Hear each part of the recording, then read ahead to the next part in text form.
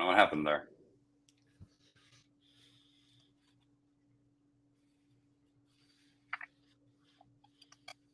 All right, Rabbi Joseph, Happy New Year to you. Happy New Year. I'm my prayers are for hope and health. Amen. Amen. Can then go by its own, but we need a double portion of hope and health, all of us. Amen. So there's this little book called Conversations with Poppy About God between the theologian Robert Jensen of blessed memory and his then 8-year-old granddaughter. This is a book I give out to lots of people often because it's grouped by very simple questions, and it shows how theology can be done. Complex theology can be done in a very simple way, such that a child could understand it. But one of her questions here in the middle of the book was a question about the Holy Land. And so Poppy responds, the United Nations passed a resolution dividing the country. 2/3 of it would be Arab and 1/3 would be for Israel. And when was that? His granddaughter asks. 1948, Poppy replies. But the surrounding Arab nations, Syria, Jordan, Egypt, were not willing for there to be an Israeli state at all, so their armies immediately attacked. The very day the state of Israel was proclaimed in accordance with the UN resolution, the Arab nations attacked. To everybody's astonishment, in the fighting that followed, the Jews won, so that the part of Palestine that is Israel became larger than the United Nations had originally proposed. And more or less the same thing has happened twice since.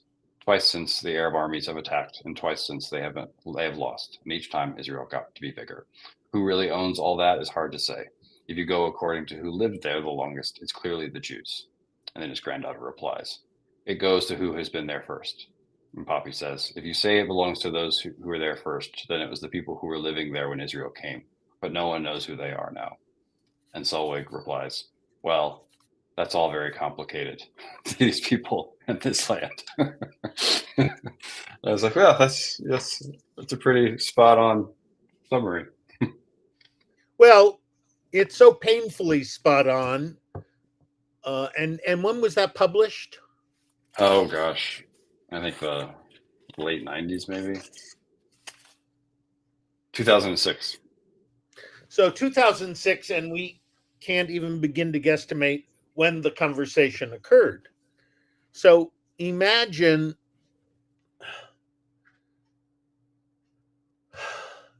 someone recently said seated at a table with me, had been friends of my wife's late husband. Well, you Jews have a lot of money. Well, why don't you just go buy someplace and all move? That's astonishing. Okay, so look, it's an intractable issue. We can go back to Genesis. We both teach Genesis. In chapter 12, the first Hebrew, God says, I'm going to send you to this land called Canaan, semicolon. Oh, by the way, the following people live there. So I'm going to make you my people, and I'm going to give you a land, and others live there. From the outset, pluralism is complex and messy and makes no sense. Mm-hmm. Abram, why didn't Abram just say, okay, we'll take the land where no one lives? No, I'm going to make you a monotheist in a predominant culture of polytheism. Yeah. Huh? Yeah. You're going to teach the message that no one has and most people won't like. Huh? Oh, yeah. And you're going to go to a place I send you as an eternal gift for you and your progeny, and others live there already. Great. What's the good news? I was just reading First Kings yesterday, and it's interesting how that direction then is flipped. That when Israel falls into paganism, God sends Elijah out of Israel to embody the monotheism himself. Um,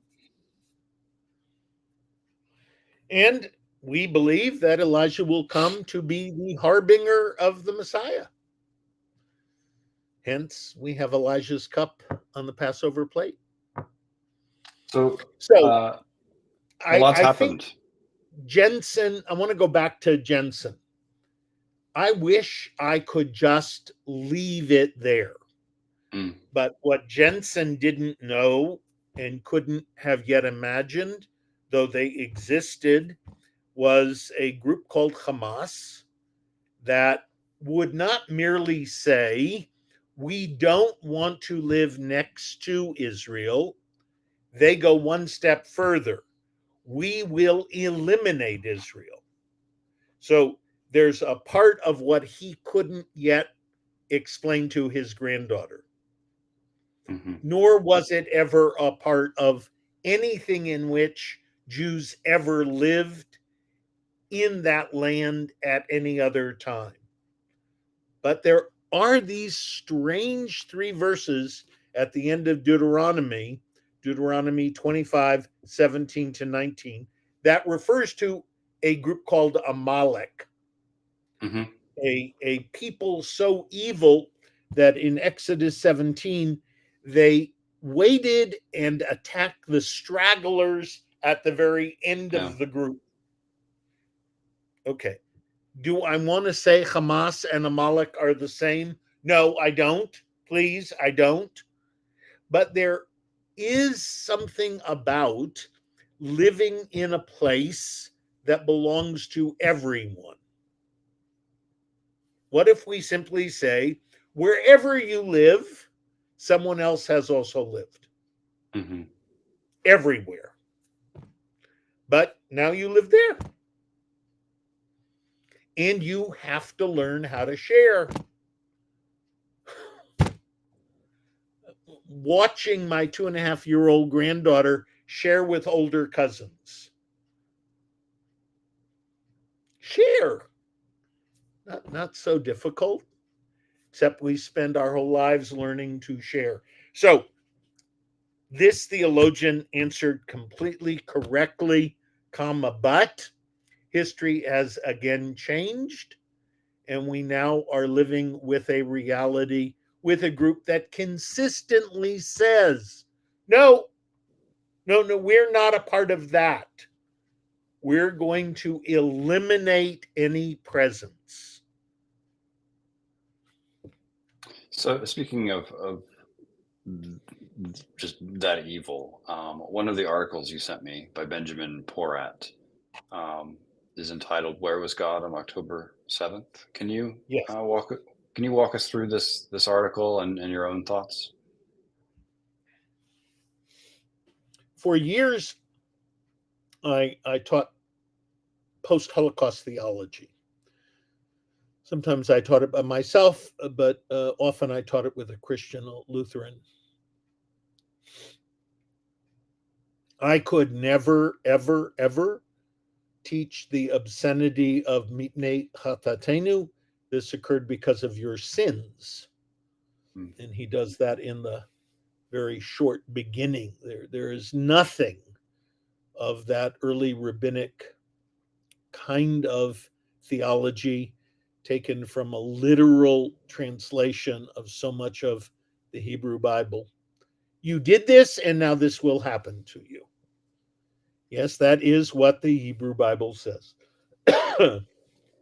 The problem with amplifying that biblical strain of theology is I can't relate to a God like that. hmm And if you're going to have any pastoral relationship with human beings, then you go back and read Job and you realize that Job got more children, but the children that died were not replaced. Yeah. So I, as a 21st century ordained in the 20th century Reform rabbi, do not abide by any theology, biblical or rabbinic, that says For these sins, you get this punishment. And he begins the article by attempting. Then he goes through various possibilities. Could it be that what happened on October 7th was for a purpose we have not yet to fully understand? Any connection with the divine's purposeful engagement on behalf of or through Hamas. Let me stop. Everything in the Bible, and often in the early, let's say, first 10 centuries, God uses someone else to teach us this lesson. I would prefer not to engage in, we had the Black Plague in order to learn about flea infestation and rats. I'm not going there because that was used during HIV/AIDS. Yeah. That's the problem. If you want God involved in moments of horror, you're then going to wind up being in a place of, I would get postings, pray for the IDF. They're seeking out the hostages, and I would delete them immediately. If the Israel Defense Forces needs Joseph Edelheit's prayers, we're lost. This is not what I'm here for. I need a relationship with God that does not get tied into an impossible knot given human behavior. Would you say in that way I'm postmodern, post-Freudian? Yes. I want a God in my life that is separate, more transcendent from the complexity of the life I lead. Yes. I do not want a God who can be blamed for my behavior, nor do I want my behavior eclipsed by God's mysterious choices. Want to make it more complex? Make the problem a fanatic religious act. Now, what do? I have a fanatic extreme religion who has determined by absolute divine certainty this is what we're supposed to do. Can't be. I can't live in a universe where the God I share with Christians and Muslims that also then said, go and do this October 7th. Yeah, the Benjamin Porat writes, whoever claims there is sin that can justify the vicious murder of women, infants, and the elderly in the Gaza envelope stands accused of worshiping a God of malice. Such a position would be tantamount to the worst desecration of God's name. I don't want a God that can in any way be confined as an ally, a theological participating ally to Hamas, the Nazis, even the Inquisition. No, Yeah, because human I think, beings make decisions and then abuse God in a distorted act of religious propaganda. yeah, I think, you know, in a more traditional Christian sense, you can affirm the providential involvement of God in history without um, assigning any sort of certainty to how God is a participant in the world. Um, Well, I'll leave that up to you and us in more theological conversations, but I need to be present to the humanity in my life. mhm. If God is going to be part of that relationship, that will emerge. And some of it, as he also says, I'm not going to understand. Yeah. That's Well, where he, it's similar to, you know, um, funeral services are not the right place to correct people's theology. correct, Yeah, and there's just certain occasions that it's better to not say things. which is why I've always taught read about Job's friends. That is how you should never behave. At least they showed Study up. them. Yes, study them and don't ever behave like they behaved. Yeah. Look, there are deeply, profoundly religious people of all faiths who want the scripture they read, they study, to be the mirror in which they see themselves. I understand that. I think life is much more darkly complex than that. And that's so further down in the article, that's the point that he makes, that rather than asking where was God on October 7th, a Where is better man? question. Yeah. um, it's one thing to believe in God, it's a whole other thing to believe in our goodness.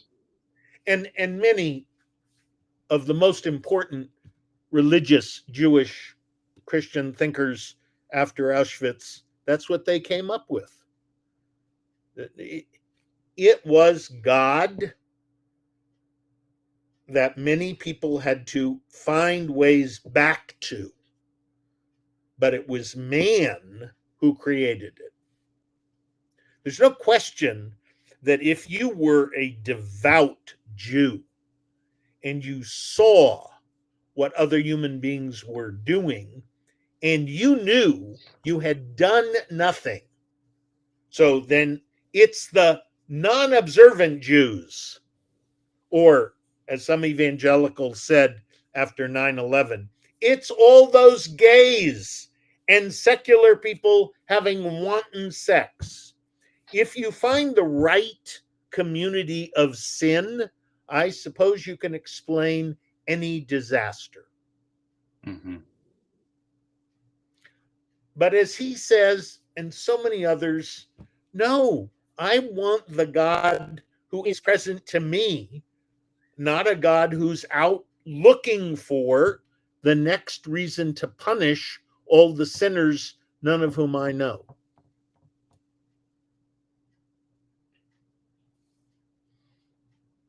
And when those sinners, by the way, are devout, fill in the blank,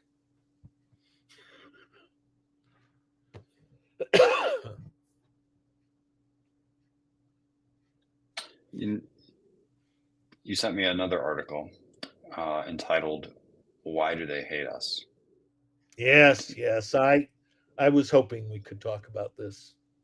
Yeah, so um, give us a little summary of it for folks who haven't read it. After now nearly 3 months, what Jews globally were not prepared for following the horror of October 7th is the amount of rage the world would have in a very short time about the Israelis defending themselves against this senseless and intentional massacre. This was an unprovoked, not just attack, but the intentionality of the horror still is beyond shocking. And within a certain short, limited amount of time, the empathy that the world had folded back into the oldest and most painful, shocking realities of hating Jews. And so Why do they hate us? My friend Deborah Lipstadt, she will sometimes answer rhetorically, because of the bicycles. What? I didn't say anything about bicycles. You didn't have to. It's a non rational, conspiratorial act that makes no sense. In this beautiful piece, the son of a Holocaust survivor reflects on what his father taught him. America is a place where you will never be afraid again. But Jason, Jews are afraid. They're afraid in America. They're afraid in Rio, where I live. They're afraid in Europe. They're afraid. Afraid is a human experience. It has none of the idioms of microaggression. They're afraid. Hamas succeeded. That is what terror organizations seek to do. They seek to terrify. So here you have a man reflecting on what his father taught him as a child, as he now, as a community leader, seeks to remind all of us. There is no reason. And he quotes a midrash, a rabbinic explanation at the end. Why did we meet God in the desert at Mount Sinai? And the rabbis say it had to be in public, so anybody and everybody could get the revelation. And the Hebrew word Sinai, sana, is hatred. Mm-hmm. Reflecting on a disgusting description by Adolf Hitler. I defend myself in doing what I am doing because the Jews have given us a historical moral conscience. The world hates us for remaining that prophetic voice. October 7th, we were attacked by a group that continues to say its goal is the elimination of the Jewish people. I, for one, accept their self-described purpose as being beyond the state of Israel now. I do not think it is merely a statement about Israelis.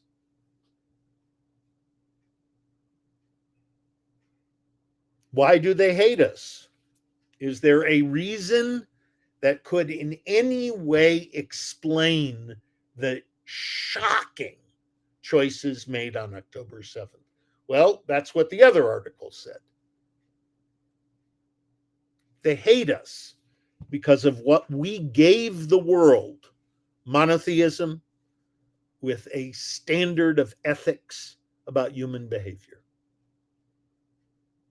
Here we are, 15.8 million of us in a global population of more than 8 billion. And we will not be eliminated. And yes, in defending ourselves, many innocent Palestinians who are themselves hostages of Hamas have died. Do you want to have a global debate about whether too many Palestinians have died? Great. Absolutely. Let's have at it.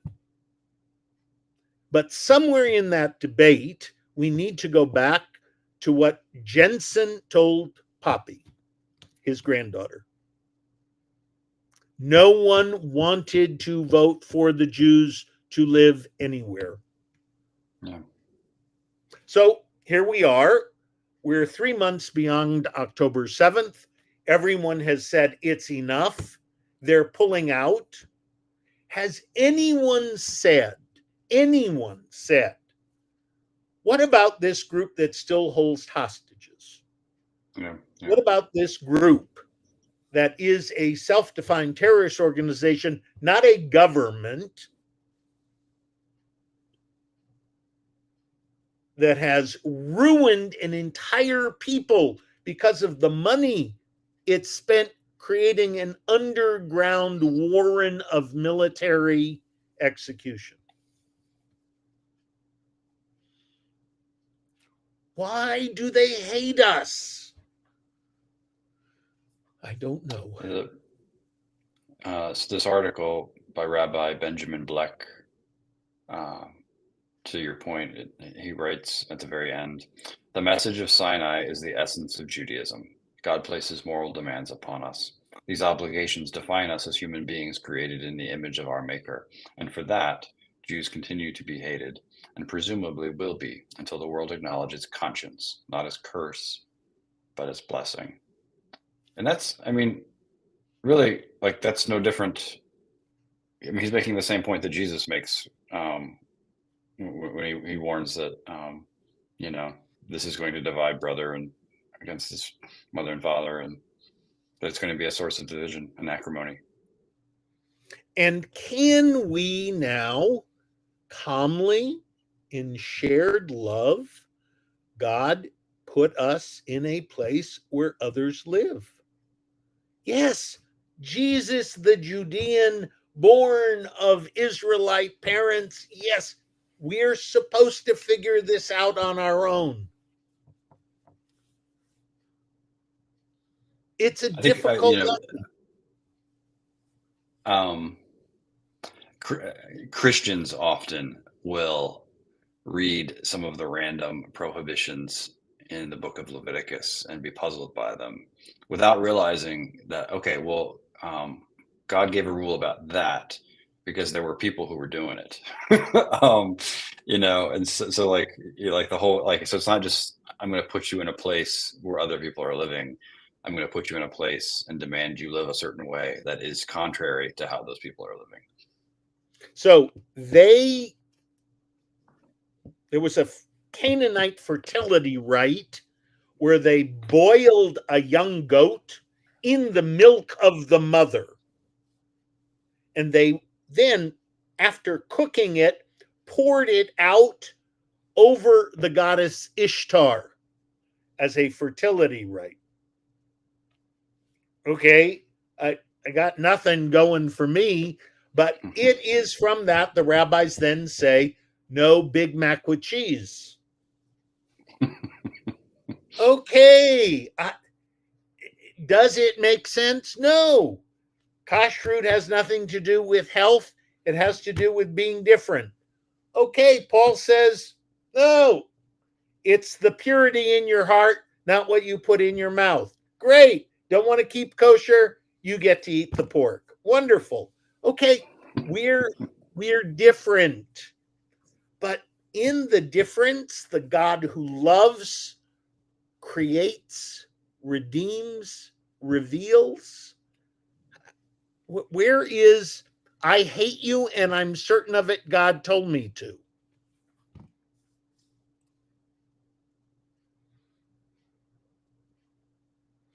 October 7th is going to be, the further we move beyond it, a watershed in the next generation of interfaith dialogue,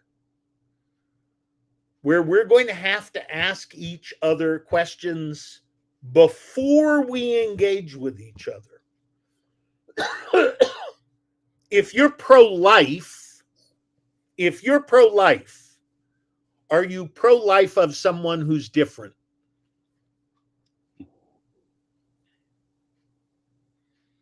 Because What if are the you're baseline pro-life questions? of someone who's just the same, not you're not pro-life enough for me. What other um, what other baseline questions do you think October 7th will bear upon interfaith dialogue?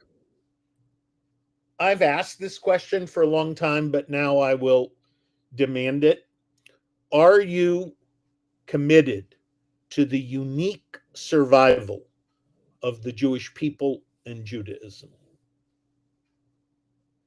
If you're not comfortable with that, if you don't fully fathom what that means, then I'm sure you're a wonderful person, but I'm not going to invest in the dialogue, the relationship, no, I need to know up front, does the unique, different survival of Judaism and the Jewish people fit into your identity? Mhm. And that's a tough question that has not always been put first and foremost to Christians. It may be too big a burden for some Christians who are not yet fully aware of the history behind it and the urgency that provokes it. I, I think um, one of the things I appreciate about Robert Jensen that I began with is that he did do um, sincere and hard work, being in dialogue with rabbis, um, and yeah, and I think he points out that Christians don't think enough about the fact that that if the Jews disappear, we have every reason to believe that the church would too. That we have no independent existence that has any intelligibility. I don't know what the answer to the Palestinian Arab Israeli Jewish conflict is. It's different than the so called Irish conflict, different than the Slovak. Every region has the problem of people who live adjoined. How do people live? Well, gee, that's that interesting phrase in Leviticus 19:18. Love your neighbor as yourself.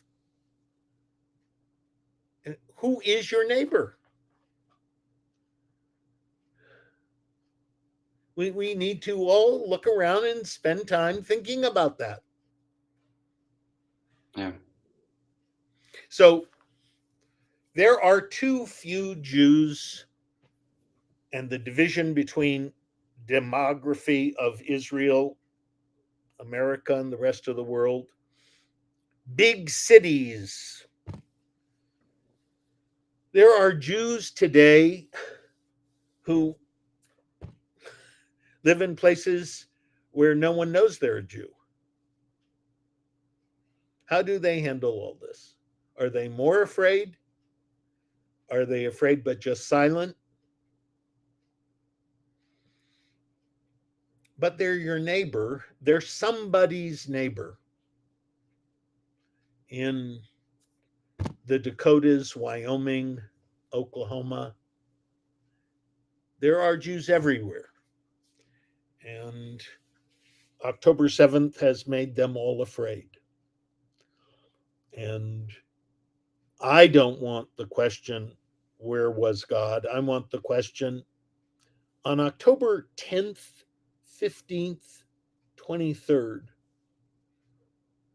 where were the people I thought I had invested in time and patience and understanding that to survive as a Jew after Auschwitz is why are we asking that question again? I thought we agreed never again. Hmm.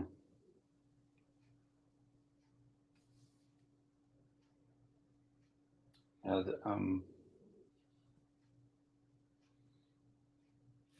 speaking of post-Holocaust theology, the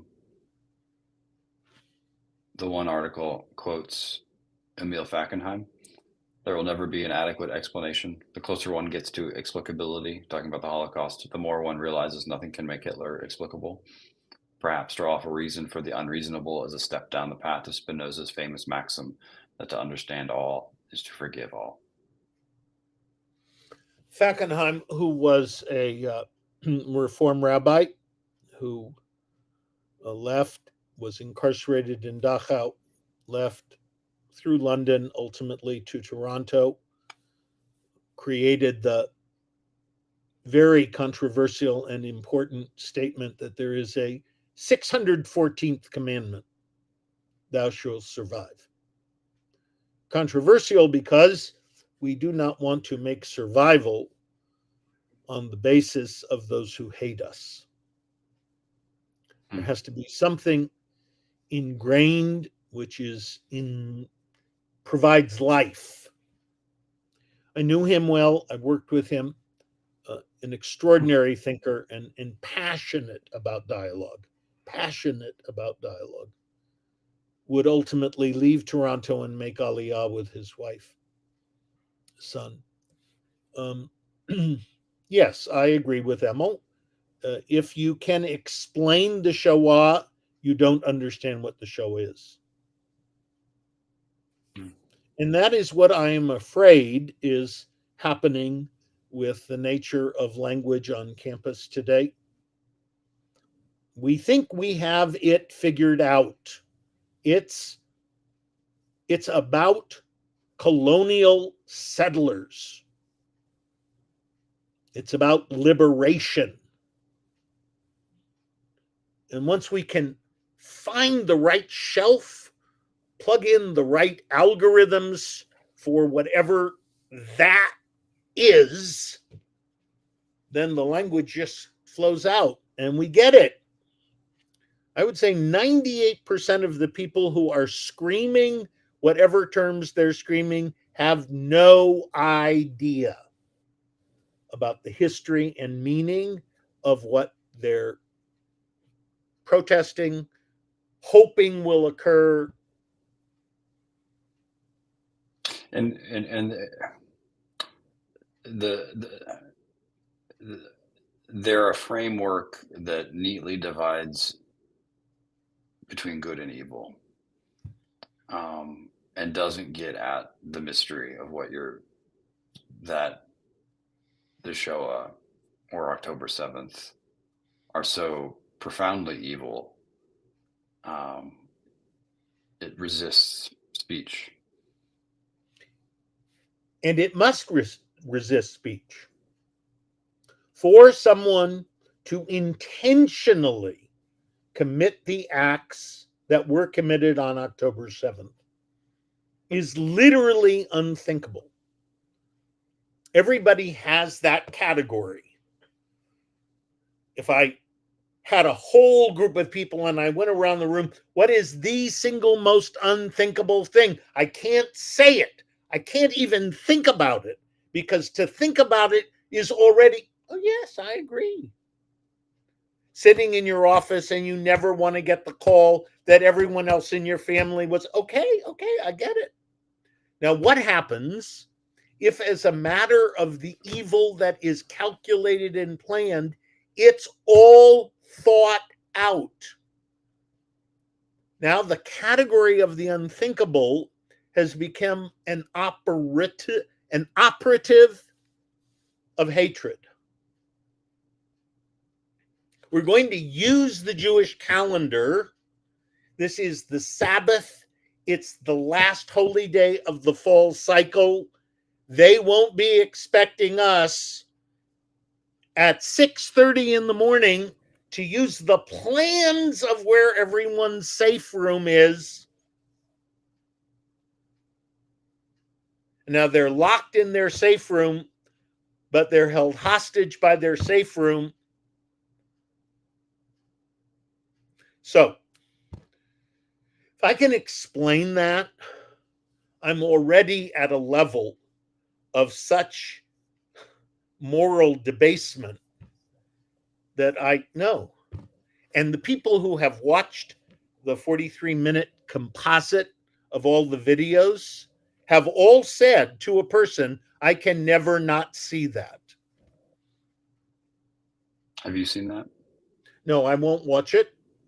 I won't watch it as a matter of I've already stood in the crematory of Auschwitz. I don't want to see that and then try to look at my grandchildren, Jason.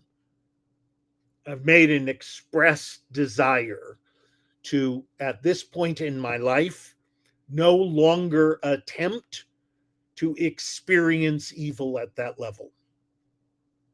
Because we are thinking human beings. We try to explain it. Israel did this, this, and this. No, that, no, that, none of it would wind up being enough to take a live infant, put it in an oven, and decapitate it, or gang rape women and then shoot them while you're raping them. No, no, thanks. Do you think part of the challenge, though, is that, um, I mean, I don't want these images all over the news, but they haven't been all over the news in a way that, we all watched the Twin Towers fall.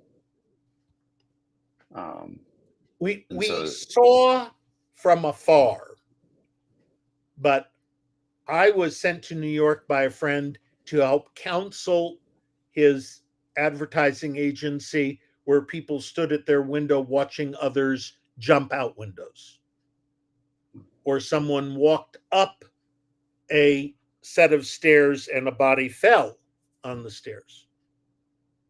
No, there are some things that, at least for me, I don't need that ultimate final jolt.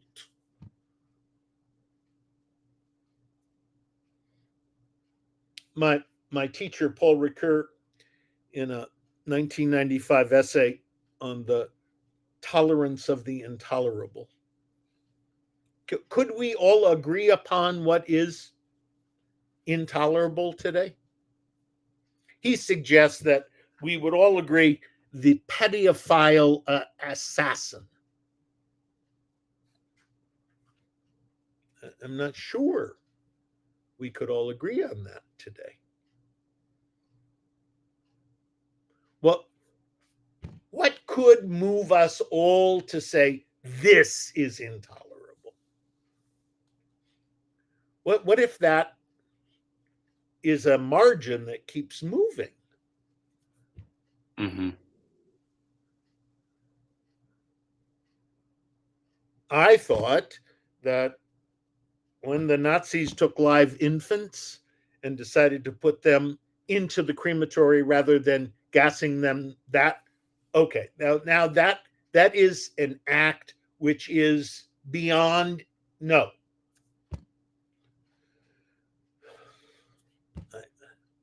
Is evil something we are entitled to keep changing?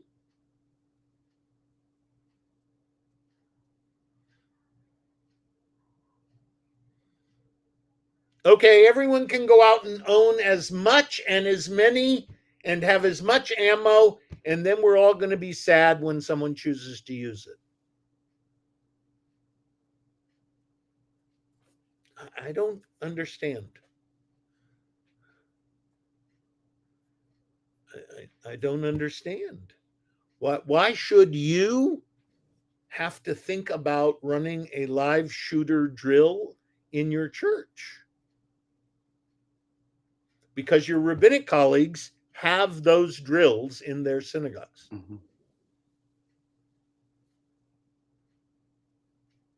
Imagine a country where it's legally required to build a safe room in your home or your apartment. It's required. So let's see. I live in a country where it's required to build a safe room. Does that mean I'm safe? Mm-hmm. But I live in that country because that is the only country where I alone determine my own destiny, and I'm not the ultimate guess of the dominant majority.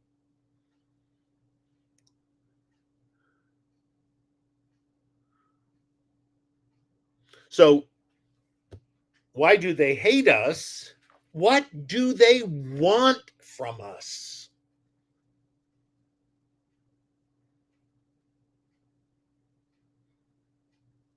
We're not assimilated enough. We're too noisy, we're too wealthy, we're too. What is it that the world wants? And we made the mistake of saying yes to the Holy One, blessed be God. We'll take the message of monotheism, we'll accept the moral accountability, we will attempt to live this out. Oh, now it keeps getting so complex. Right. Yeah. I mean, the verdict of history about what they want is pretty clear, as hard as it is to say. I don't want to fall back on the terrible burden of silence when you assumed, come on, this time around, surely you get it.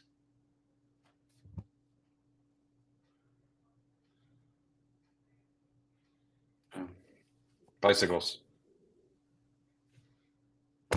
Bicycles.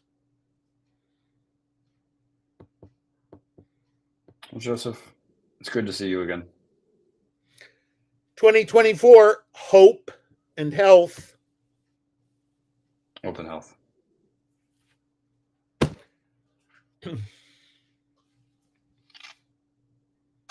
Just leave that open until it uploads. And do you want to resume on Wednesday? Wednesday, 11 o'clock my time, 9 o'clock your time. Yep. Good. Very good. Good. Good. By and large, those who were unsatisfied feel that I at least attempted to answer some of their questions. I think so. There's a Palestinian woman I'm connected with. I don't know that she's religious at all. She's she keeps leaving troll-like comments, but when I offer to engage her, she doesn't respond to me. So I think it's the anti-colonial political rhetoric. Some people prefer to stay purely theoretical. And if you offer them the risk of praxis, the risk is too high. Mm-hmm. Yeah. If you show some of your classmates our conversations, what are you doing? Mm-hmm. Yeah, I mean, the United Methodist Church as a denomination has been for a long time thoroughly pro-Palestinian. So yeah, it's and talking with you is. The governments of Israel do nothing to help the quote simple public relations, which is why Bibi in particular has embraced the evangelicals. Much easier to deal with evangelicals than rabbis like Edelheit. Yeah. And they have a bottomless pit of money. Yeah. Well, yeah, it's just a transactional relationship. Yep. Yeah.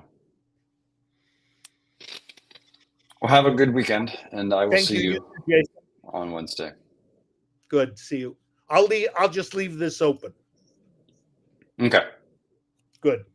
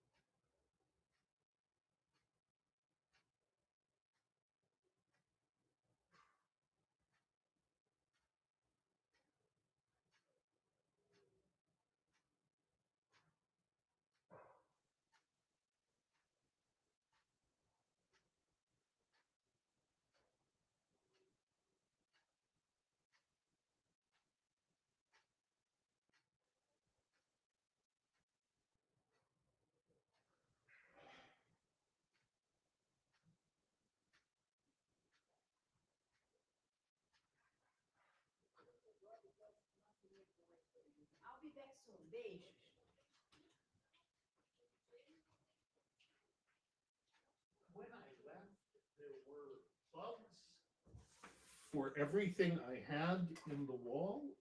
And she takes them out.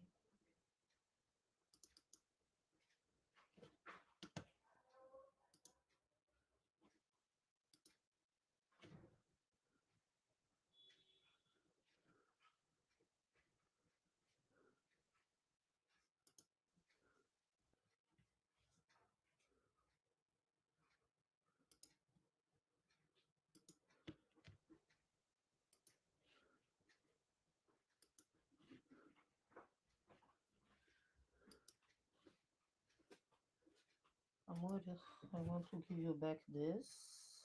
Okay. Is this that you want? I don't know yet. Wait, let me just do this. Make sure I'm doing this.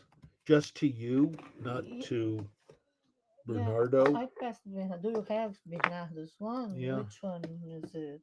Hold on 1 minute. Don't, there's no need for me. I don't know if it's Wait, this one. this one. Yes. Bernardo KB1. É.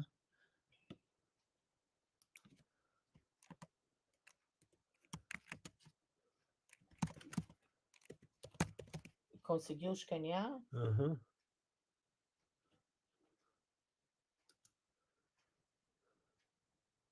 Foi? Foi. Muito obrigada. É isso que você precisa? I'm not sure. Isso você precisa? No.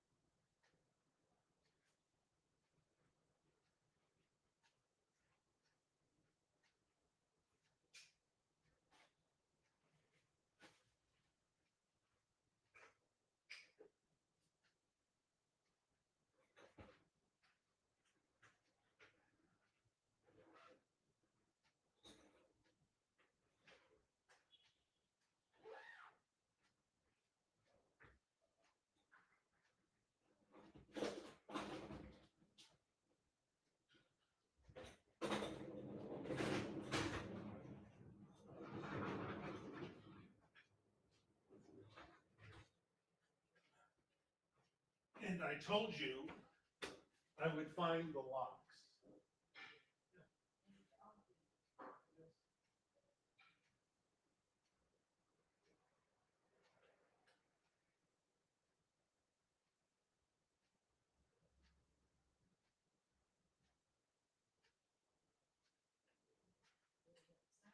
Yes.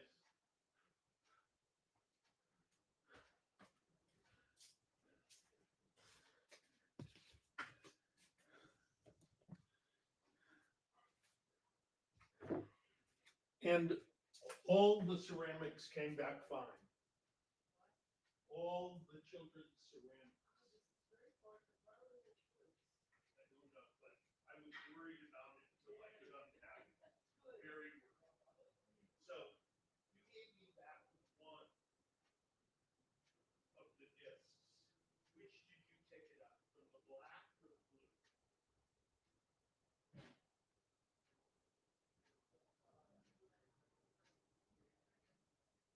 Okay.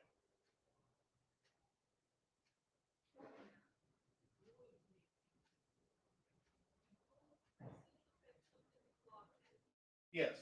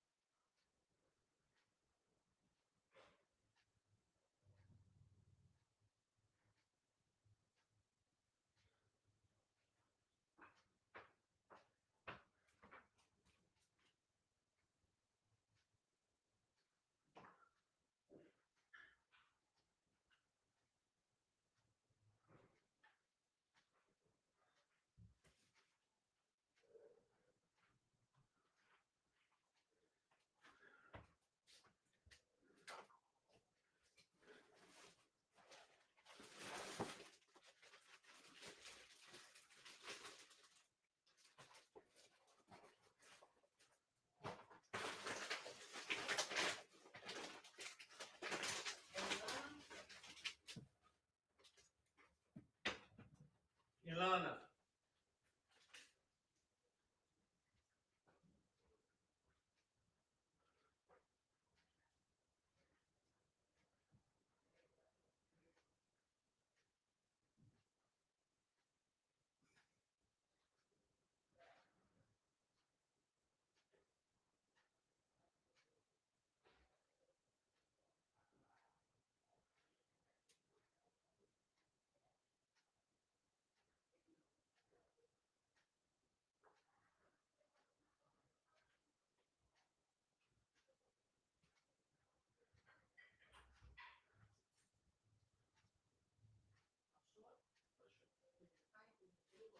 No, I didn't look. Oh, I don't know. I didn't know you were referring to. Let's see.